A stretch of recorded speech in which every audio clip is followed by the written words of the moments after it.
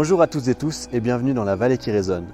Aujourd'hui, nous vous emmenons pour un podcast qui sent bon la nature, le calme, la quiétude. Nous partons pour l'alpage de Nava à la rencontre d'une passionnée de la race d'airain.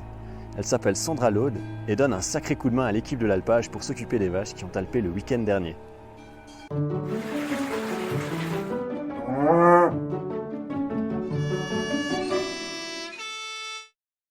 Salut Sandra. Salut. On salue de loin si ça te va. Oui, on va garder le distance, on va essayer. T'es en forme?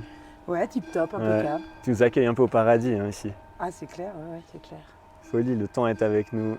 Ouais, ici, il y a tout. Là. Vous avez vraiment choisi le bon jour pour venir. Comment ça se passe un peu ton travail ici? T'es monté quand? Moi, je suis montée le jeudi. Alors, on a alpé le 20, je crois. Jeudi 18, par là, un petit peu par là. Ouais, Je suis donc il y venue a un 400 peu. jours. En fait, ouais, c'est une nouvelle équipe cette année. Donc, du coup, les gars m'ont demandé de leur donner un coup de main pour démarrer parce qu'ils ne connaissent pas l'alpage. Puis moi, vu que j'ai fait quelques années ici, alors je suis venue leur donner un peu, leur montrer l'alpage et puis le fonctionnement en gros. Puis après, ils font un peu à leur sauce. Après, ils se débrouillent. Voilà. Et là, en fait, on est en plein après-midi, tu nous accueilles à l'écurie. Exact. C'est juste, donc là, il y a quelques bêtes qui sont à l'écurie. Deux. Pour quelle raison? Elles ne sont pas portantes, donc là, elles sont en chaleur. Ah ok, donc tu les laisses elles sont C'est en mieux punition. pour la, comme tu disais, la quiétude en dépend du Ouais. troupeau. Ok. Et Donc comment voilà. t'as vu ça? Qu'elles étaient en chaleur? Alors, comment on identifie ça?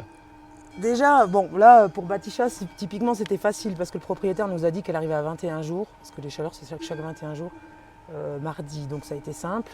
Après, on vérifie.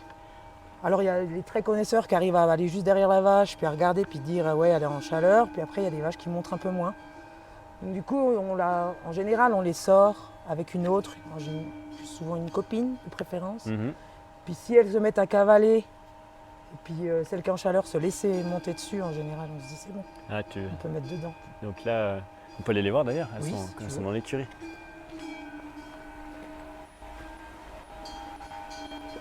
Donc là, en fait, tu la sors pas du tout, en l'occurrence. Tu la laisses. Non, et puis tu vois, on leur donne du foin dedans, Ouais.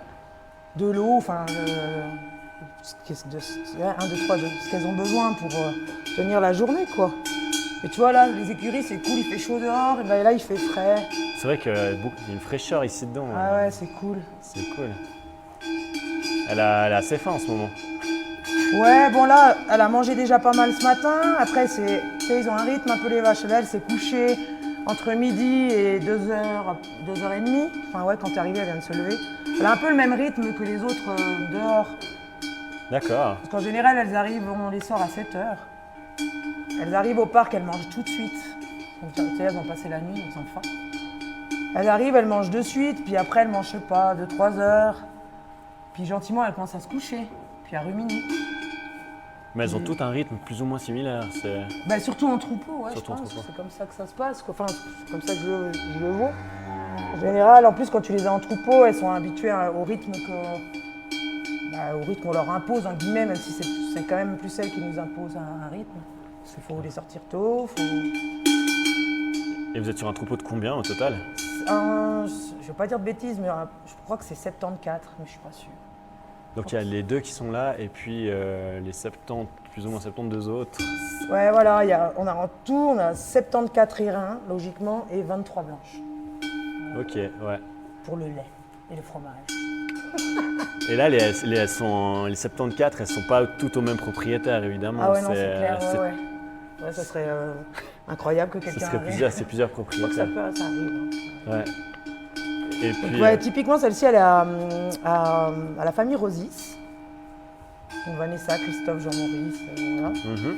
Et puis derrière, celle qui est juste derrière, là, la 40, c'est Champion. C'est à Marc Zuffray. Ok. Je disais une très très jolie race.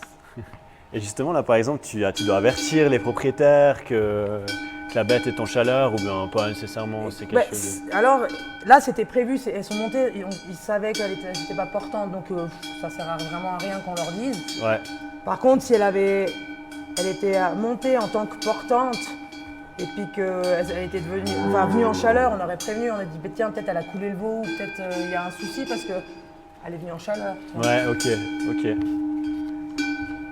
Et du coup, toi, ça devient d'où cette passion? Enfin, c'est quelque chose que tu as depuis longtemps? Non, bah depuis longtemps. J'ai pas l'impression que ça fait longtemps, mais ça fait une bonne dizaine d'années. Mais je suis venue ici faire... c'est Virginie, Léonard Méli, il a une étable en bas, le Corvée.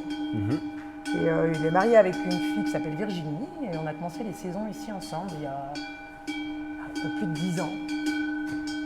Et c'est elle qui m'a amenée dans cette vallée en me disant... Elle, par hasard, elle cherchait du travail dans le Valais, et puis elle est tombée sur quelqu'un qui lui a dit « Mais tu veux pas venir regarder mes vaches ?» Puis elle a dit « Je sais pas à quoi ça consiste, mais pourquoi pas ?» Et puis du coup, elle y est allée, et elle est tombée folle amoureuse de cette race, elle aussi. Et puis quand elle est rentrée en Vendée, c'est une copine de chez moi, elle m'a dit « Mais Sandra, faut que tu vois ça, c'est génial, je suis sûre que si tu vois ça, tu vas tomber amoureuse. » Et puis effectivement, elle m'a ramenée ici. Puis après, j'ai plus réussi à partir. Incroyable, c'est génial. Et donc chaque été, tu te consacres quelques jours ici pour l'alpage, quoi. J'ai fait quelques années d'alpage, puis après j'ai arrêté gentiment. Et puis, mais je monte quand même, donner des coups de main. L'année passée, j'ai fait à peu près 3 semaines, l'année d'avant, 1 mois. Et là, pendant 1 mois, tu es ici, quoi. Non, parce que cette année, c'est particulier. Je devais être ici 3 semaines, sauf que je suis engagée à la laiterie en bas.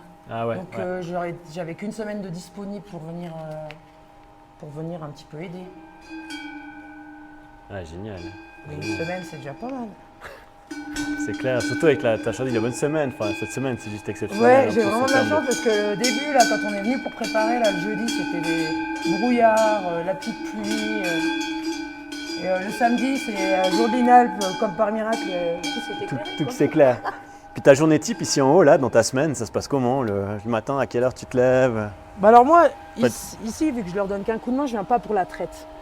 Parce que ça sert à rien, parce qu'ils vont changer de trayeur. Si moi je me mets à traire, que je reste qu'une semaine, c'est pas utile. Ouais. Donc les vaches, c'est mieux qu'elles s'habituent quand même au même trayeur.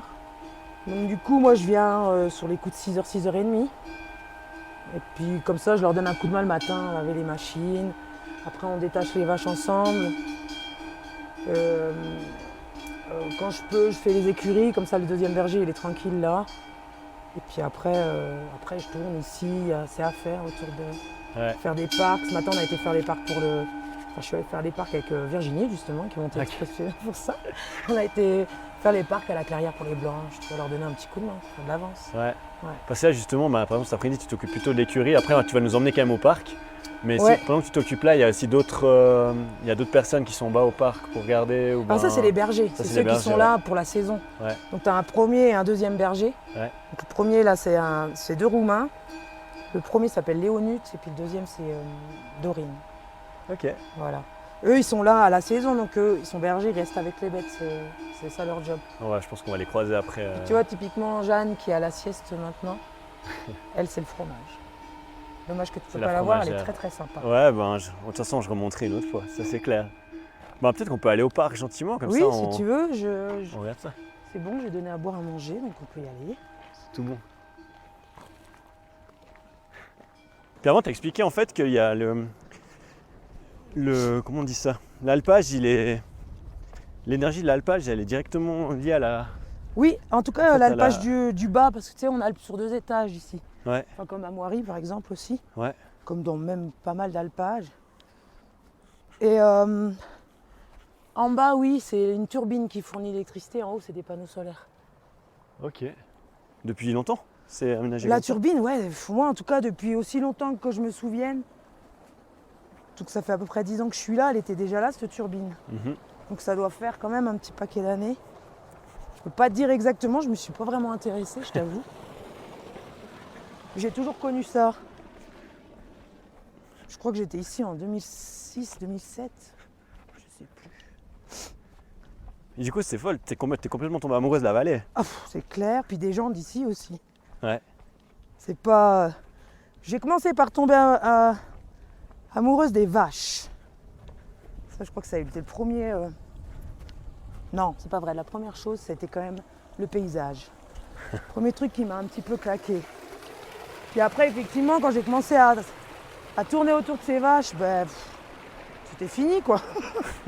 J'avais signé. C'est le deuxième coup de foudre. Ah ouais, c'est clair. Et le troisième coup de foudre, c'est les gens de la vallée. Ouais.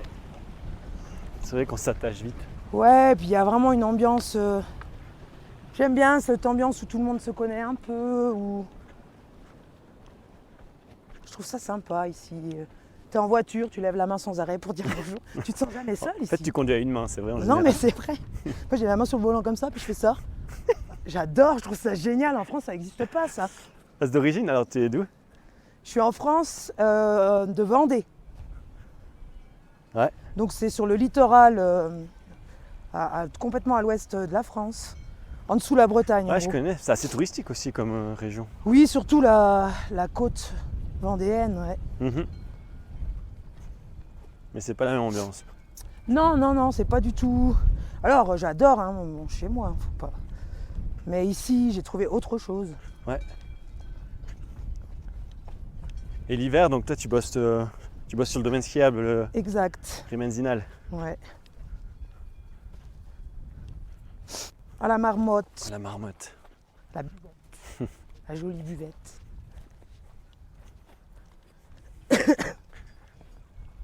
Bon, on va dire les clients aussi, même en hiver, ils sont vraiment sur la même, je sais pas, la même longueur d'onde. C'est un peu la même mentalité que les habitants. Je sais pas si tu ressens ça ou. Je sais pas, non, je sais pas. Après, c'est tout pareil, ça dépend des clients. C'est comme partout, il y a des gens qui sont chouettes, puis il y a des gens un petit peu moins chouettes, mais ça, c'est le. Parce qu'à chaque fois que je passe à la marmotte, j'ai l'impression qu'il y a une ambiance vraiment décontractée. Oui, tranquille. oui, mais c'est vrai qu'en général, les gens qui viennent là, c'est aussi des habitués. Et ils sont bien là-haut. En même temps, il y a tout pour être bien là-haut, tu vois. Ouais, c'est vrai. Si c'est t'es vrai. pas détendu quand t'es là-haut, bah je sais pas quoi. Il y a un problème quand même. C'est magnifique là-haut. T'as une terrasse qui est somptueuse. Peut-être en cuisine, t'es un peu moins décontracté, j'imagine. Tu vois. Ah Les grands ouais. week-ends. Il y a des jours, et puis il y a des jours où tu t'amuses même quand t'es dans le jus. Ouais. Puis il y a des jours où il n'y a rien qui va. Ça, c'est la vie de tous les jours, pareil, partout.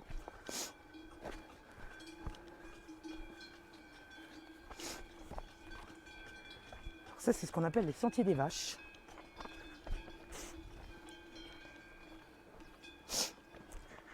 Puis là, elles se suivent toutes ou certaines, elles préfèrent prendre la route ou Écoute, faites en sorte qu'elles se suivent. le troupeau, là, en ce moment, je trouve qu'il est pas mal scindé, ça se passe bien. Les vaches suivent vraiment pas mal, il n'y a pas trop de récalcitrantes. Une fois que le troupeau est fait, qu'elles ont compris que de toute façon, le matin, elles sont pas folles, elles savent que si tu les déplaces, c'est pour manger. Donc en général, ça suit quand même pas mal. Ouais, je pensais plutôt à la rentrée parce que. À la rentrée, il y a toujours quelques petites J'imagine. chippies qui disent moi, je resterai bien encore un petit peu. Puis il y a les autres qui veulent absolument rentrer, qui arrivent devant les écuries en tête de gondole. Est-ce que c'est déjà lié à la hiérarchie quand elles rentrent? Est-ce qu'il y a aussi déjà une. Comme on sait que elles luttent entre elles pour. Bah alors la reine. hiérarchie, alors comment t'expliquer ça? Bon déjà le jour du mélange, il y a un gros tri qui se fait. Tu vois, le jour de une Alpe. C'est Il y a clair. déjà. Et puis les vaches, elles voient qui c'est. Elles regardent, tu vois, les autres, elles se regardent, elles se toisent quand même. Donc elles voient qui c'est qui gagne qui, machin. Puis après, d'année en année, tu vois, typiquement, une reine qui était déjà là l'année passée, il y a déjà les autres vaches qui la connaissent aussi, ils ont déjà un certain respect. Mhm. Après, ça n'empêche pas que si les autres doivent lui mettre dessus, ils mettront dessus. Ouais, je me demandais si déjà, tu sais, par exemple, qui est la première au bassin ou des choses comme ça. Est-ce qu'il y a, tu vois, par la hiérarchie, ben, elle fait déjà ça, tu Il vois. y a une chose qui est sûre, c'est que si une reine, elle arrive devant le bassin, il y a n'importe qui devant.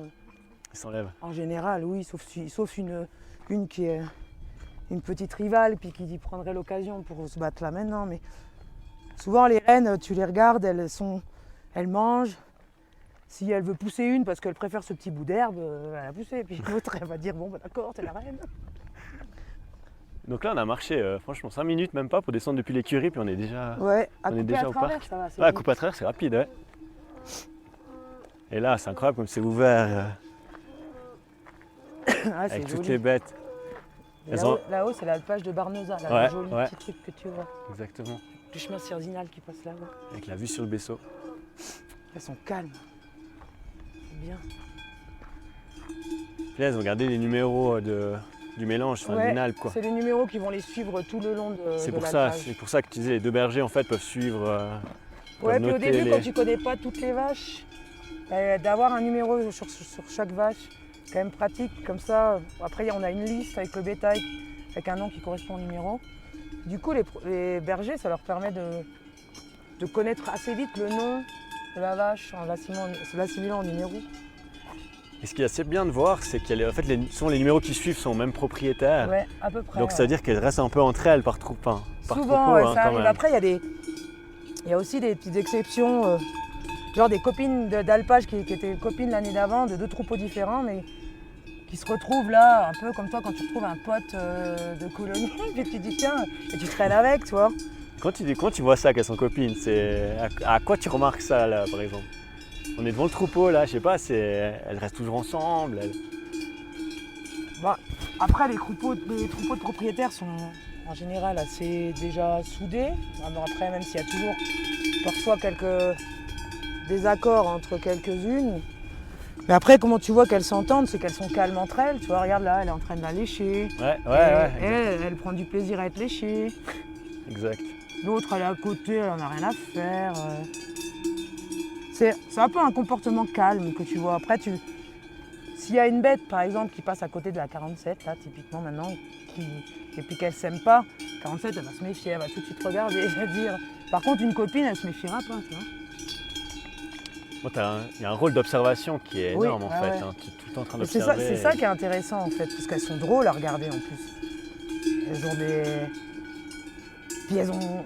Tu sais, au bout d'un moment, quand tu les connais, elles ont toutes des petites manies, des petites choses. Tu dis, tiens, celle-ci, c'est l'heure de. Là, elle va venir tourner autour du bassin. Enfin, elles ont des petites manies comme ça. Moi, j'en avais comme une. On a nous en fait. Hein. Ouais, j'en avais une année. Je m'asseyais en champ. C'était systématique après le repas de l'après-midi. Je mettais les pieds en dehors du fil et elle venait me lécher les chaussures tous les jours.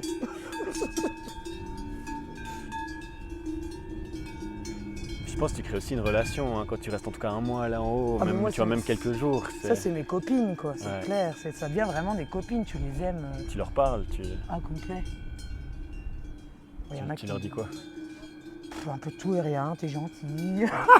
Des banaleries ou t'es jolie ou je sais pas. Je fais même plus gaffe à ce que je leur dis parce que je leur parle spontanément en fait quoi. En général, tu les flattes un peu quoi. T'aimes bien, tu les flattes un peu, voilà. Et souvent là on dirait que c'est l'heure de la sieste quoi. Je sais pas, on est vers quoi? Vers 15h par là autour. Ouais, c'est là. Elles sont toutes un peu tranquilles. C'est un peu ça, elles vont sortir de la sieste gentiment. Ouais. C'est vrai qu'on n'a pas parlé de ça, mais peut-être parle-nous un peu de la lutte, parce que c'est quelque chose que pas tout le monde connaît. Cette race qui est une race lutteuse. D'où ça vient? C'est quelque chose de naturel en fait. Hein, ah oui, carrément. Mais après, c'est comme beaucoup d'animaux. Tu regardes je sais pas, tu prends des Holstein ou d'autres races. Elles aussi, elles font une hiérarchie pour le troupeau. Sauf que c'est vachement moins violent. C'est vrai que les reins, c'est beaucoup plus combatif. C'est quelque chose de plus impressionnant entre guillemets. Mais oui, c'est. Toi, on arrive ici à l'alpage, il n'y a personne qui les force à lutter. C'est dans leur tempérament, quoi. C'est pour créer une hiérarchie, pour faire...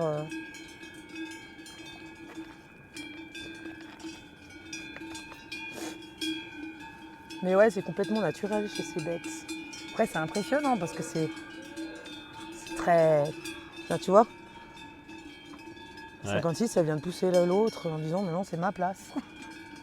Moi, j'imagine, là, c'est un peu le même troupeau d'ailleurs, hein, 56, 54. Ouais, ça, c'est le troupeau de Nicolas Vicenne, c'est un haut-valaisan.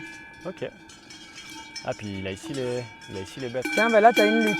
Ah ouais. Là, tu veux une belle vidéo? Ah, waouh. Ah, joli, ouais. Bon, là, on va pas aller se mettre au milieu, là. Non. Aïe, aïe, aïe, aïe. Ouf. Ça va vite, hein.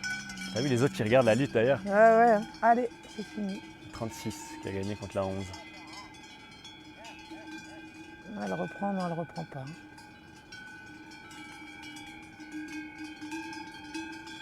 Même entre elles s'observent. T'as vu, elles sont toutes retournées pour regarder, pour ouais, analyser. Elles s'intéressent à ce qui se passe dans leur champ. Hein. Et concrètement, ça se passe comment? Les bergers, là, ils notent, ils notent les numéros. Exact, et on peut voir C'est possible de voir le carnet après? Oui, je pense que c'est possible. Enfin, je sais pas, ça m'intéresse de voir comment ils notent. Parce que finalement, faut vraiment être tout le temps attentif pour pas louper une lutte, quoi.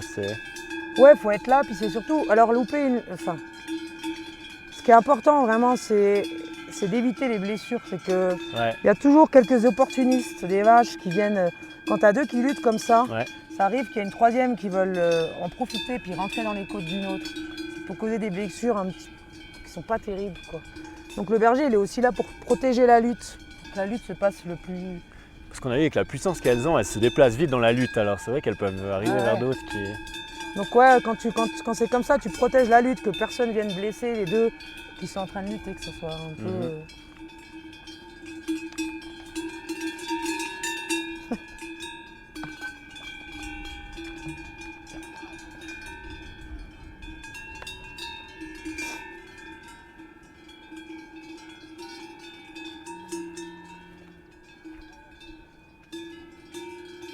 C'est calme, c'est chouette.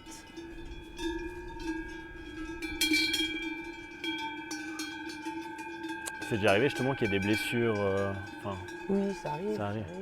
Là, dans ce cas-là, vous appelez un vétérinaire. Ça dépend de l'ampleur de la blessure. C'est pareil. Ce qu'on peut soigner nous, on soigne nous. Après, quand c'est trop grave, que ça nécessite par exemple des points ou je sais pas. À ce point-là. Il n'y a pas non plus, c'est pas. Tu sais, quand tu vois comment les luttes qu'elles prennent par rapport aux blessures qu'elles ont, ça va, quoi, je veux dire. Mais on prend quand même soin. Quand on rentre le soir, on regarde beaucoup les têtes. Pour pas que ça parte en infection, parce que tu vois, elles se visent souvent le centre du front ici. Ouais. Et comment tu traites, comment tu... Tu nettoies un peu. Nous, on fait souvent bétadine avec un peu d'eau, tu désinfectes beaucoup. Puis après, on met des sprays désinfectants ou des choses comme ça. Puis après, ça dépend de l'ampleur des blessures. Moi, j'ai déjà utilisé aussi du miel et puis du thym. Et puis le rôle des sonnettes exactement, c'est... Oh là là, le rôle des chaque sonnettes. sonnette, elle est un peu différente. Je te pose des questions dures, mais... Ah ouais, là, quand même, je devrais savoir en plus. Là, je me posais la question, est-ce qu'elles sont toutes différentes, tu vois, est-ce qu'elles se reconnaissent aussi à la sonnette? Ah bien sûr, ça oui, ça je peux répondre à ta question, ouais. Les vaches se reconnaissent aux sonnettes. Ça c'est clair. Après le rôle des sonnettes, je sais pas exactement. C'est peut-être justement pour pas perdre ton troupeau, si un jour t'en as une qui... Je sais pas la raison exacte. Après, les sonnettes c'est assez important, elles se reconnaissent beaucoup par les sonnettes. C'est clair. D'ailleurs ça arrive que si t'as une vache qui perd sa sonnette, ça peut être vite l'enfer pour elle parce qu'elle se fait un peu chahuter. Elle est plus identifiée et puis... C'est pas toujours le cas, mais quand même. En règle générale, c'est à peu près ça.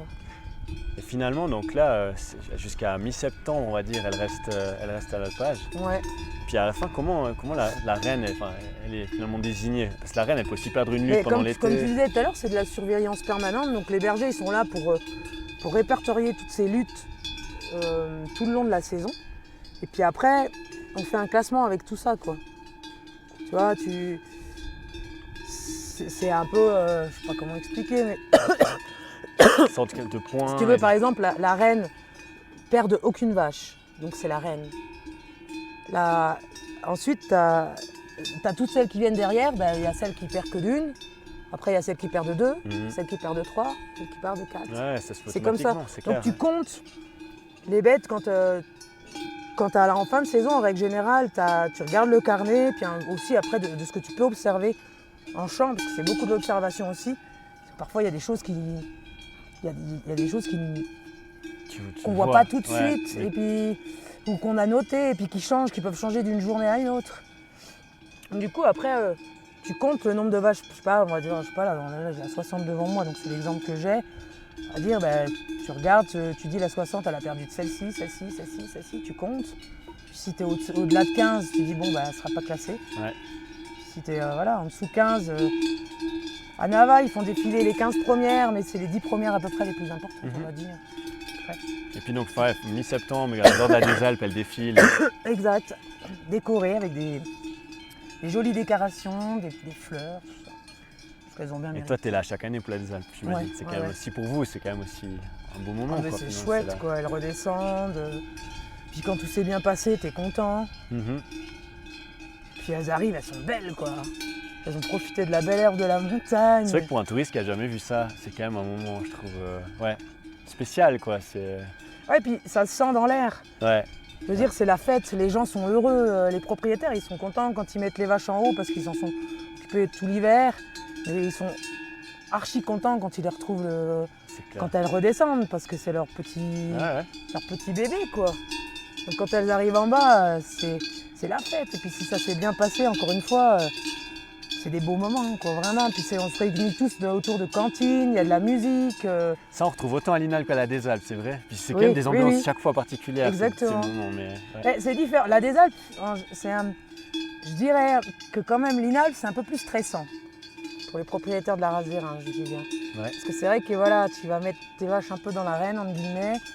Donc il y a un peu du stress. La Désalpes, par contre, il n'y a pas de stress. Tu descends les vaches, elles arrivent chez toi, c'est peinard. Enfin, tu vois, Oui, c'est plus vraiment détendu. la fête Ouais. complète, détendue. Ouais. Ouais, excellent. Ils sont Donc là, contents, toi, tu fais alors une semaine, après tu retournes à la fromagerie, Exact. et puis tu remontes de temps en temps, enfin tu vas quand même Oui, revenir. de toute façon, je peux pas me passer de pas venir les voir, au moins un petit coucou, tu vois. Ah, c'est un peu une addiction quand même, alors c'est vraiment. Un peu, oui. Après, c'est comme tout, quand t'aimes quelque chose, puis là, quelque chose ou quelqu'un, Ouais. enfin, tu vois, tu Ouais, as t'as besoin de t'as voir et d'être avec ce que tu aimes, quoi. Puis, ils sont tellement choux. Elles sont gentilles. Et la nuit, tu dors ici en haut Non, ou là, tu redescends? je peux me permettre de descendre tous les soirs. J'habite juste en bas hier. tu vois. Ah ouais, J'ai 15 minutes pour descendre. Ouais. Mais une Enfin, fois, en ça plus, vaudrait. Ces bêtes-là, c'est des gachonnes. Enfin, je veux dire, c'est des bêtes. Au niveau affectif, elles t'en donnent autant que tu leur donnes, quoi. C'est des monstres câlins. C'est ça qui est impressionnant avec ces bêtes, c'est que c'est des guerrières, mais en même temps, elles sont tendres avec l'être humain. C'est ça qui est fou, quoi. C'est un peu ce contraste que j'aime bien. Complètement. Complètement. Je ressemble un peu aux gens de la vallée. Dur, mais tendre au fond. Mais alors, je te donne totalement raison. Bah, une fois, ça vaudrait la peine aussi qu'on passe te voir à la fromagerie à Vissois. Si tu veux, c'est- écoute. Vous faites aussi des visites hein, à la fromagerie. Ouais. Ça fait rare, je sais que ça peut s'organiser, ouais. Parce que la fromagerie, finalement du lait qui vient un peu de tous les alpages. Non, alors là, maintenant, en été, ça vient essentiellement du Marais. D'accord, ouais. Donc l'alpage Ouais. qui est par là-bas, ouais. Non, maintenant, les vaches dans la vallée, elles sont toutes montées, donc avec le lait avec. Ouais, ouais. Puis au Marais, ils ont tellement de lait qu'ils ordonnent un petit peu à la laiterie. La laiterie. Ah, en tout cas, merci beaucoup pour Mais je t'en prie. cette présentation, puis nous partager cette passion, quoi. C'est beau. Oh, t'as mal à la tête, toi. Et après un coup, Ouais. Ah, puis c'est terrible parce que quand il fait chaud, bon là il y a un petit courant d'air frais, ça va, mais parfois il n'y a pas d'air.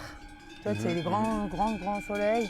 Quand elles ont eu des blessures comme ça, elles ont les mouches qui viennent attaquer un peu dans les blessures et ça les agace. Mais là quand il y a de l'air, les mouches elles circulent un peu plus, tout à fait. elles sont moins emmerdées quoi. Donc là, tu es plus ou moins tranquille jusqu'à 5h, 5h30. Ouais. Ouais, si tout se passe bien en champ, s'il n'y a pas de chaleur, mais normalement c'est tout en ordre. Donc, là il va ouvrir le repas pour l'après-midi d'ici très peu de temps. Ouais, bon, parce que là gentiment elle se lève, on sent que. Ouais, ça se réveille. Voilà, elle se lève, elle recommence à grignoter un petit peu. Ouais. Donc elles vont un peu toutes faire ça. Ouais, ça se Là, c'est réveille. un peu l'heure, toi. Ouais, du coup, on va te laisser observer tout ça et puis suivre ça de Bah, près. moi je quoi. dois remonter, Ouais, tu vois, ouais. tu vas remonter à l'écurie. Voir Batisha et champion. C'est ça. En tout cas, merci beaucoup Sandra, vraiment. Ben, merci à vous. Hein. C'était sympa d'avoir accordé un peu de temps et puis on va te laisser dans ton coin de paradis. C'est pas mon coin de paradis. Ça. Ah, c'est quand même un petit coin de paradis qui est un peu à toi quand même. Enfin, Ouais, c'est- bon. Il est à tout le monde, mais il est. Oui, c'est vrai.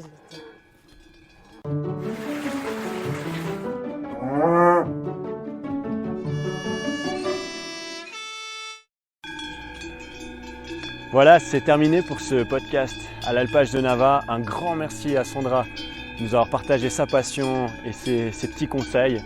On est vraiment dans un endroit paradisiaque qu'on vous invite à venir visiter. On va laisser nos amis les vaches d'airain tranquilles. On espère vous voir bientôt pour un prochain podcast avec la vallée qui résonne.